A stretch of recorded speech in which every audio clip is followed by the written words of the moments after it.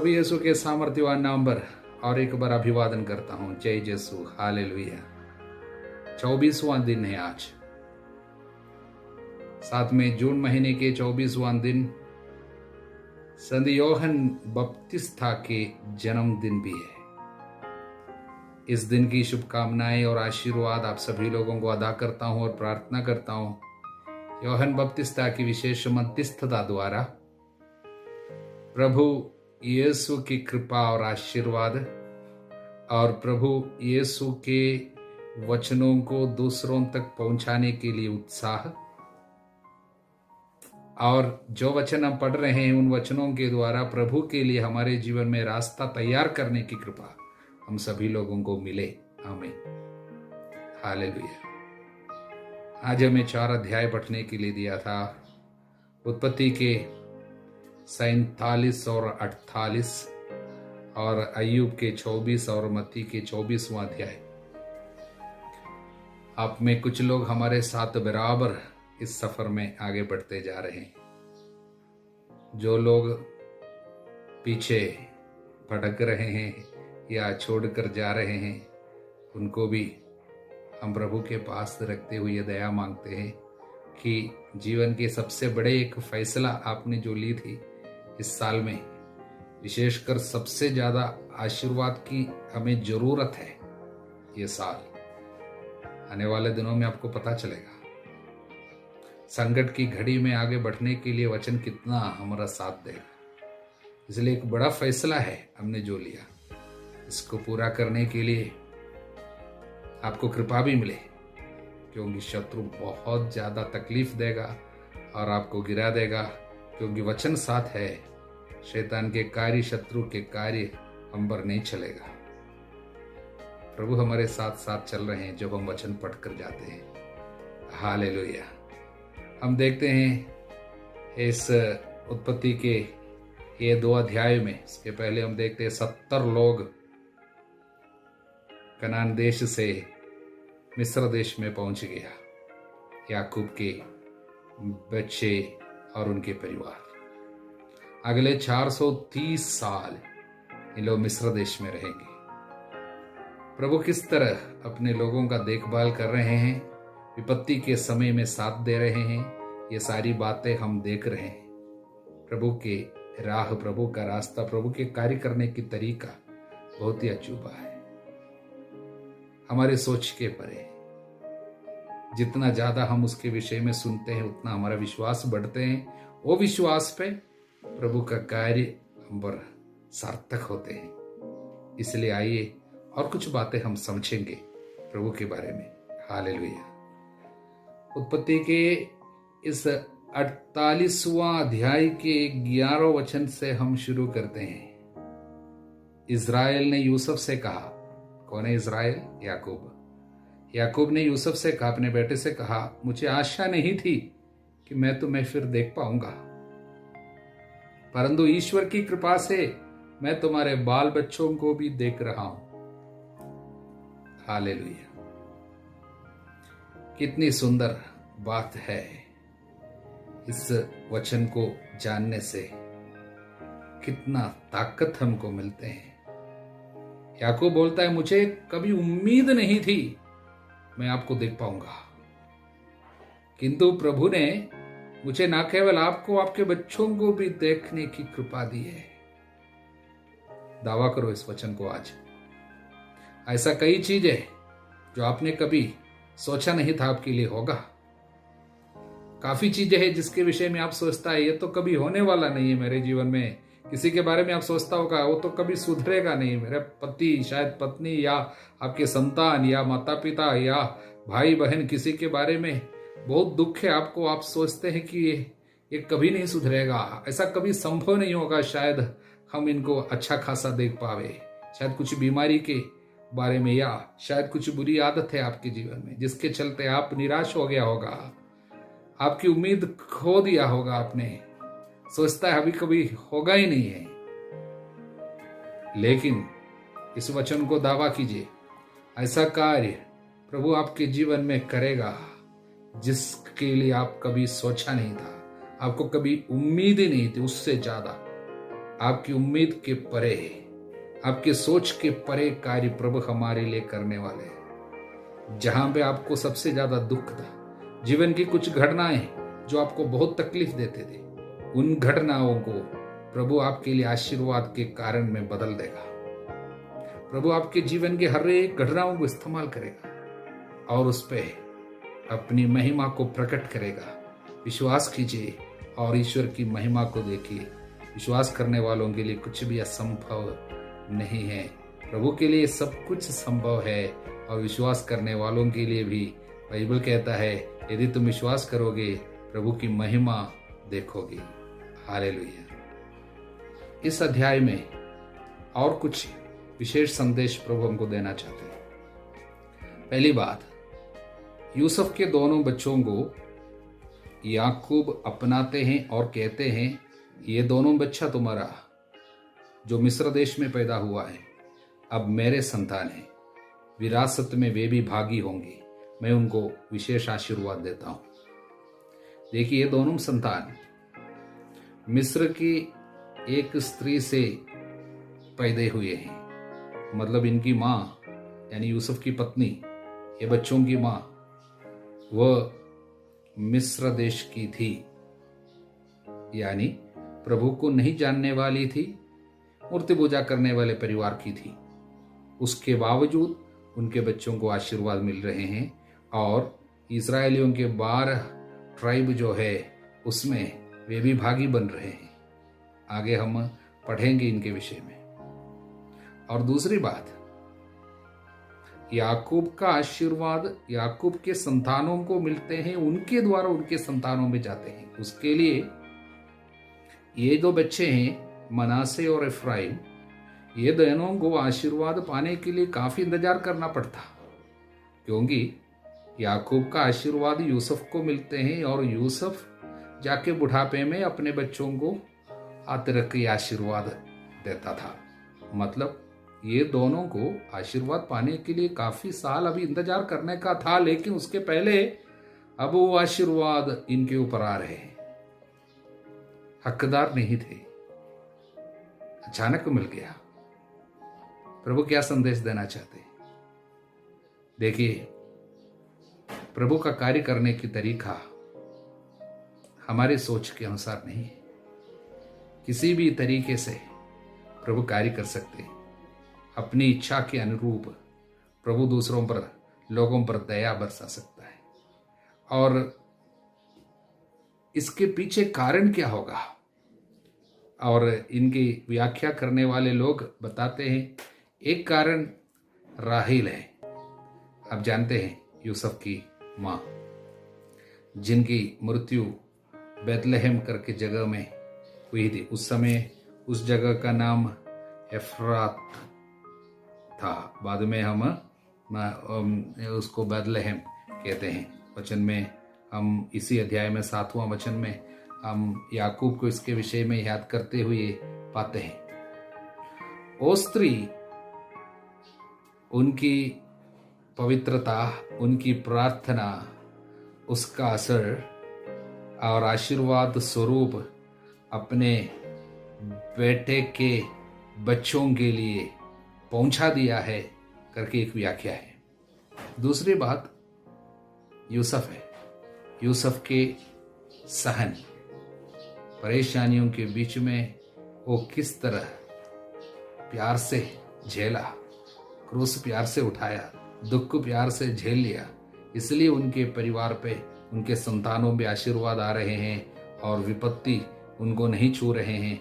यानी माँ की ओर से उनके ऊपर अंधकार की शक्ति का आक्रमण हो सकता था, क्योंकि माँ जो है वो प्रभु को जानने वाली नहीं थी। उसके बावजूद आशीर्वाद आता है, वो पिता की पवित्रता के कारण आता होगा। कैसे भी हो, प्रभु हमारी सोच के परे अपनी दया बरसाता है। संदेश ही है। हालेलुया। इस आशीर्वाद कर्म से जुड़ी हुई एक और बात हमें संदेश के रूप में स्वीकार करनी है। वो याकूब के पास जब अपने दोनों बेटों को यूसुफ ने लाया, यूसुफ ने सोचा मेरे बड़े बेटे को ज़्यादा आशीर्वाद और छोटे को छोटा आशीर्वाद, क्योंकि इस्राएलियों के नियम के अनुसार बड़े बेटे के ऊपर दाया हाथ रखकर पिता आशीर्वाद देते हैं। इसलिए अपने पिता याकूब से इसकी एक सोच, मतलब यूसुफ की सोच यही थी, पापा अपना दाहिना हाथ मेरे बड़े बेटा मनासे पे रखेगा और उसका बाएं हाथ मेरे छोटे वाले पे रखेगा। इसके लिए पिताजी के दाएं साइड में यानी याकूब के दाहिने साइड पे अपने बड़े वाले को उसने खड़ा किया मनासे को, और छोटे वाले को पिताजी के बाएं साइड में खड़ा कर दिया। हालेलुया। लेकिन आशीर्वाद देने के लिए जब हाथ उठाया याकूब ने अचानक क्या किया, अपने दाएं हाथ अपने बाएं तरफ को लेके आया और अपने बाएं हाथ अपने दाहिने तरफ लेके आया और छोटे वाले बेटे पे उनका दाहिना हाथ रखा और बड़े वाले बेटे पे अपना बाएं हाथ रखा और आशीर्वाद की प्रार्थना पढ़ी। हालेलुया। तब यूसुफ हैरान हो गया। यूसुफ सोचा मेरे पिताजी की आंख अच्छे से दिखता नहीं है, इसलिए उनसे गलती हो रही है सोच के तुरंत बोला, पिताजी मेरा बड़ा वाला मनासे है, उनको आपके दाहिने साइड पर रखा हूं, इसलिए आपका दाएं हाथ उनके ऊपर रखना चाहिए। लेकिन याकूब ने कहा मैंने जो किया मैंने जानते हुए यही किया। मनासे आपका बड़ा बेटा है, उसको आशीर्वाद जरूर मिलेगा, लेकिन छोटा वाला इफ्राइम को अधिक आशीर्वाद मिलेगा। प्रियजनों, हम हैरान हो जाते हैं, ये प्रभु की रीति कैसी है। छोटे वाले को चुना अचानक, बड़े वाले को मिलना था परंपरा के अनुसार, लेकिन परंपरा को तोड़ते हुए प्रभु विशेष कार्य हम पर कर रहे हैं। इसके विषय में संदेश के रूप में संत एफ्रेम, सीरिया के संत एफ्रेम बताते हैं, इसमें एक विशेष आध्यात्मिक रहस्य, क्रूस का संदेश इस पे छिपा हुआ है। जब पिता ने इस्राएल ने जब हाथ इस तरह किया, तब वहां पर क्रूस का निशान आ रहे हैं, यानी इस पे आने वाले प्रभु यीशु की अनंत योग्यता, उसके क्रूस की योग्यता को यहाँ पर पुराने विधान में पवित्र आत्मा दिखा रहे हैं, बताते हैं। इसका मतलब क्रूस का रहस्य क्या है। दुनिया की दृष्टि में जो छोटे हैं उनको प्रभु इस्तेमाल करते हैं। यहाँ पर जो है एफ्राइम, वो छोटा था, एफ्राइम वो किसी काम के लायक जैसे नहीं थे, बड़ा वाला मनासे था, लेकिन एफ्राइम के ऊपर दाएं हाथ रखते हैं। वो क्रूस की एक रहस्य है। प्रभु ईसा मसीह में प्रकट होने वाली कृपा इस तरह कार्य करते हैं, यानी दुनिया की दृष्टि में जो तुच्छ है, नगण्य है, उनको आगे बढ़ाएगा, जो पिछला है वो आगे आ जाएगा। ये क्रूस का रहस्य है। जब हाथ इस प्रकार क्रूस के रूप में रखते हुए आशीर्वाद दिया, और आगे कई सुसमाचार के और बाइबल की व्याख्या करने वाले कुछ लोग, कुछ संत लोग हमको ये बातें प्रकट करते हैं। ये बड़े वाले से ज्यादा छोटे को आगे लेके आता है। मतलब पहले जो आया था बड़ा वाला, वो इस्राएलियों के यानी यहूदियों की प्रतिनिधि है, लेकिन दाएं हाथ क्रूस के, मतलब हाथ को क्रूस के रूप में रखते हुए अपना दाहिने हाथ जो छोटे के ऊपर रखा, वो यहूदियों के बाद वहां से चुने हुए ईसाइयों के, क्रिश्चियन लोगों के या कलीसिया की प्रतिनिधि है। ये क्रूस का रहस्य है। मतलब पहले जो आए यहूदी है, लेकिन उनसे भी आगे आशीर्वाद लेकर चलेंगे, उनके आगे आगे चलेंगे वो क्रिश्चियंस, यानी कलीसिया की प्रतिनिधि है एफ्राइम। हालेलुया। कैसे भी हो, संदेश यही है, प्रभु की क्रूस की योग्यता से और उसके वचन की योग्यता से हमारे जीवन में, हमारे कमजोरियों में हमारे जीवन में जिसे हम सोचते हैं यह मेरी कमजोरी है, उस जगह में प्रभु कार्य करेगा। तब संत पौलुस को प्रभु ने कहा, तुम्हारी दुर्बलता में मैं अपना सामर्थ्य प्रकट करूंगा। इसमें एक आध्यात्मिक रहस्य छिपे हुए हैं, आगे चलकर हम इसको बहुत अच्छा से और समझेंगे। हालेलुया। अय्यूब के ग्रंथ के अध्याय 24 में हम अय्यूब के मुंह से कुछ बातें सुनते हैं और हम हैरान हो जाते हैं। पहली बात यह है, अय्यूब बोलते हैं दुर्जन पापी लोग आगे बढ़ते जाते हैं लेकिन उनको दंड नहीं मिलता है। आगे वो कहता प्रार्थना की व्यर्थता के बारे में, तो हम हैरान हो जाता है कैसा अय्यूब ऐसा बोल सकता है। शहरों में मरने वाले विलाप करते हैं, घायल सहायता के लिए पुकारते, किंतु ईश्वर उनके बात पर ध्यान ही नहीं देता। तो बोलता है पापी लोग बढ़ते जाते हैं लेकिन कमजोर लोग वो गिरते रहते हैं, दर्द में रहते हैं, उनकी प्रार्थना कोई सुनते भी नहीं है। इसको समझना हो प्रियजनों, उस व्यक्ति यानी हमारे ही तरह एक व्यक्ति अय्यूब, जिनके ऊपर इतनी बड़ी विपत्ति हो रही है जबकि उसने कोई पाप नहीं किया था, लोग पूरा उन पर दोष लगाते हैं, उनके दोस्त मित्र, और इनकी प्रार्थना का उत्तर सुनवाई नहीं होती है। लेकिन चारों ओर देखते समय क्या देखते हैं, पापियों को दंड नहीं मिलता। लेकिन मैंने प्रभु धर्माचरण किया, उसके बावजूद मेरी वो विपत्ति हो रही है। और हमारी तंगी हालत में हमारी प्रार्थना को उत्तर नहीं मिलते हैं, इसलिए अपने हृदय की पीड़ा पे कराहते हुए ये बोल उठता है, ऐसी बातें हो रही है। लेकिन ध्यान से सुनना, इस पे निराशा का शब्द नहीं है।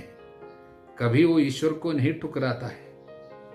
यह नहीं सोचना उसने प्रभु को कभी ठुकरा दिया, प्रभु की निंदा किया और प्रार्थना सब कुछ बेकार है, हम प्रार्थना नहीं करेगा, ऐसा बोला, बिल्कुल नहीं है। हृदय की पीड़ा में वो ये प्रकट करता है, दुनिया में ऐसी चीजें होती है, ऐसा हो रही है, लेकिन मैं विश्वास नहीं त्याग रहा हूं, ना प्रार्थना छोड़ रहा हूं। देखिए आगे हम पढ़ते हैं, देखिए फिर भी ईश्वर उसे सुरक्षा में रहने देता है, यानी किसको, पापियों को सुरक्षा में रहने दे रहा है, वो भी प्रभु का कार्य। प्रभु ने तुरंत दंड नहीं देता, उसकी दया है, तो उसकी आंखें उसके आचरण का निरीक्षण करती रहती है। ऐसा नहीं है कि पापियों के पाप का कोई लेखा नहीं होगा, कुछ भी करते जाओ और तुम सुरक्षित रहोगे, ऐसा नहीं है। वो थोड़े समय तक फलता फूलता और समाप्त हो जाता है। वो कटे हुए पौधे की तरह अचानक ढेर हो जाता है, वो अनाज की बाल की तरह कट जाता है। ऐसी बातें भी होती। लेकिन प्रियजनों, अय्यूब की बातें हम आगे जाकर मैं अय्यूब के बारे में और कुछ आपको समझाऊंगा। लेकिन अब केवल इतना समझे, दर्द और विपत्ति जब बढ़ गए जीवन में, तब दर्द की बातें ये बोलते हैं। ऐसी बातें हमको देखने को मिलता है कि पापी लोग बढ़ते जाते, उनको दंड नहीं मिलता है, और दुर्बल कमजोर लोग जिन्होंने कोई पाप नहीं किया वो तो सहते जा रहे हैं। फिर भी हम प्रभु पे भरोसा रखते हैं, प्रभु पे हम विश्वास करते हैं, हम प्रार्थना को कभी नहीं ठुकराते हैं। विपत्ति उन लोगों के ऊपर जरूर आ जाएंगे, आज नहीं तो कल, जो लोग पाप को बढ़ावा देता है। और आज तकलीफ और विपत्ति में पड़े हुए लोगों की प्रार्थना प्रभु जरूर सुनेगा। वास्तव में अनेक जगह में अय्यूब के मुंह से विश्वास की घोषणा करते हुए हम देख रहे हैं। लेकिन साथ साथ दर्द जब बढ़ जाता है, कुछ समय वो थोड़ा सा संकट में कुछ ऐसे शब्द भी बोल देते हैं, लेकिन कभी वो निराशा का शब्द नहीं है, बल्कि दुख का शब्द है। दुख निराशा में बदलने के लिए कभी अय्यूब ने अनुमति नहीं दिया है। वो आगे चल के जब आशीर्वाद प्रभु इनके ऊपर दुगुना जब डाल देता है, तब हमको समझ में आएंगे शिक्षा प्रभु क्या देना चाहता है। आगे चलकर हमको समझ में आएगा, इसलिए ध्यान से पढ़ते जाइए। हालेलुया। प्रियजनों, मत्ती के सुसमाचार के अध्याय 24 में कुछ विशेष संदेश हमें प्रभु देते हैं। वो विनाश की भविष्यवाणी है। मंदिर का विनाश, विपत्तियों का प्रारंभ, महासंकट, दुनिया का अंत, प्रभु का दोबारा आगमन इत्यादि काफी चीजें। इसमें बहुत ही गंभीर कुछ अर्थ छिपे हुए हैं। इसको समझना है तो हमको और तैयारी की जरूरत है। मैं समझता हूं इसका आध्यात्मिक अर्थ समझने के लिए जब तक हम अगले बार हम लोग जब इस बाइबल तीर्थ यात्रा को समाप्त करने के पहले सुसमाचारों में और एक बार आएंगे, इस अध्याय को हम लोग फिर से पढ़ेंगे और एक बार आएंगे, तब तक हम इसको समझने के लिए अधिक सुसज्जित होंगे। क्योंकि पुराने विधान पूरा तब तक, विशेषकर नबियों के ग्रंथों में आने वाली विपत्तियों का विवरण जो भविष्यवाणी की गई है, आज प्रभु दानिएल के बारे में कहते हैं। दानिएल के पुस्तक पे जो लिखा गया उजाड़ का वो भीभत्स दृश्य आप मंदिर पे देखेंगे, मंदिर में वो उजाड़ का भीभत्स दृश्य देखेंगे, तब समझ लो वो समय आ गया। ये बातें सब समझने के लिए पहले हमें नबियों में सब देखना होगा। इसलिए वो सब पढ़ने के बाद हमको इसका अर्थ और अच्छा से समझ में आएंगे, इसका आध्यात्मिक अर्थ। इसलिए अगले बार जब तक हम आएंगे हम उसको अच्छा से समझाएंगे। लेकिन अब इसका एक वास्तविक एक अर्थ हो जाता है। मतलब इसको बोलता है टेक्सचुअल मीनिंग और स्पिरिचुअल मीनिंग। बाइबल के हर एक घटना के हर शब्द प्रभु जो देता है उस पे दो अर्थ है। एक को टेक्सचुअल मीनिंग बोलता है, मतलब जब लिखा गया था, जब बताया गया था, उसका एक अर्थ उन लोगों के लिए है, उस समय के लिए। उसको टेक्सचुअल मीनिंग मतलब वो वास्तव में उनके लिए जो अर्थ था। लेकिन इसका एक आध्यात्मिक अर्थ है, स्पिरिचुअल मीनिंग। वो जब हम आज पढ़ेंगे हमारे लिए एक अर्थ है, वो वास्तविक अर्थ और आध्यात्मिक अर्थ। हालेलुया। इसलिए इसका टेक्सचुअल मीनिंग यही था। थोड़ी ही समय में यीशु जब इस बात को उनको प्रकट किया, यीशु के मृत्यु के 40 साल के बाद वो घटना हुई। वो क्या था? वो आक्रमण हुआ रोमियों के द्वारा यरूशलेम पर, और यरूशलेम को ध्वस्त किया गया था। यरूशलेम मंदिर पूर्ण रूप से नष्ट किया गया और लाखों यहूदियों की मृत्यु हुई थी। उस घटना के बारे में भी प्रभु यहाँ पर बता रहे हैं, साथ साथ दुनिया के अंत के बारे में भी बता रहे। इसलिए दो बातों को प्रभु यहाँ पर जोड़ रहे हैं। और ये दोनों घटना होने के पहले कुछ ऐसी साइंस दिखाई देगा। मतलब उदाहरण के लिए युद्धों की चर्चा होगी, राष्ट्र राष्ट्र के विरुद्ध उठ खड़े होंगे, जहां तहां अकाल होंगे, महामारी होंगे, भूकंप होंगे, और विश्वास अनेक लोगों में नष्ट होगा, और विश्वासियों के ऊपर आक्रमण होगा, और पाप बढ़ जाने के कारण अनेक लोगों के प्रेम भाव घट जाएगा, प्यार करने की क्षमता कम होगी। ये सब हो रहे हैं। मतलब जितना पाप बढ़ेंगे, प्यार करने की क्षमता, प्रेम भाव घट जाएंगे, खत्म होते जाएंगे। हालेलुया। और उसके बाद आएंगे उजाड़ का वो भीभत्स दृश्य मंदिर पे। देखिए, इज़राइल के ऊपर या यरूशलेम के ऊपर विपत्ति आने के पहले सच में ये बात उजाड़ का वो भीभत्स दृश्य मंदिर में प्रकट हुआ था।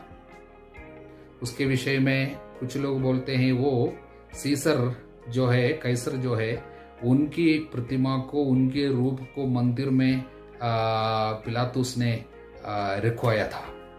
कुछ लोग बोलते हैं यही है वो उजाड़ का भीभत्स दृश्य मंदिर में।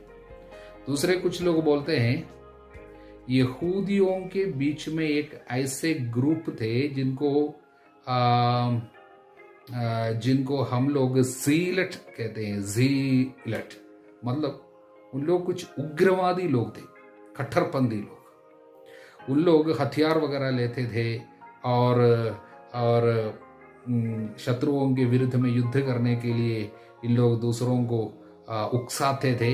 ऐसे लोग ये विपत्ति आने के ठीक पहले इस्राएलियों के ऊपर यानी जेरूसलेम के ऊपर विपत्ति आने के ठीक पहले ये ज़ीलट करके उग्रपंथी लोग, कट्टरवादी लोगों ने मंदिर पे अधिकार लिया था और मंदिर के ऊपर कई जगहों में उन्होंने अपने हथियार वगैरह लगाए थे और मंदिर के एक साइड में, एक जगह में अनेक लोगों के लाश को इन्होंने लाकर रखा था।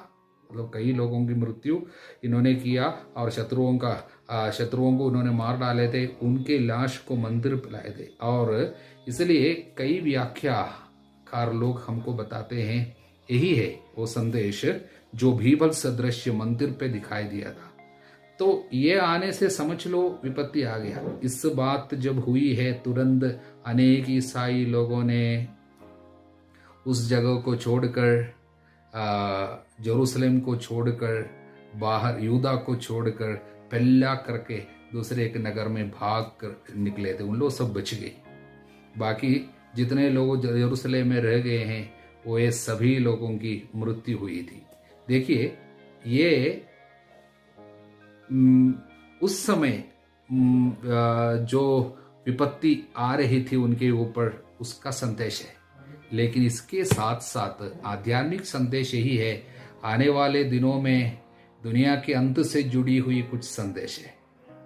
लेकिन प्रियजनों, ये दोनों यहाँ पर जुड़े हुए रहने के कारण हमको कुछ शक जरूर होते हैं इसको समझने के लिए।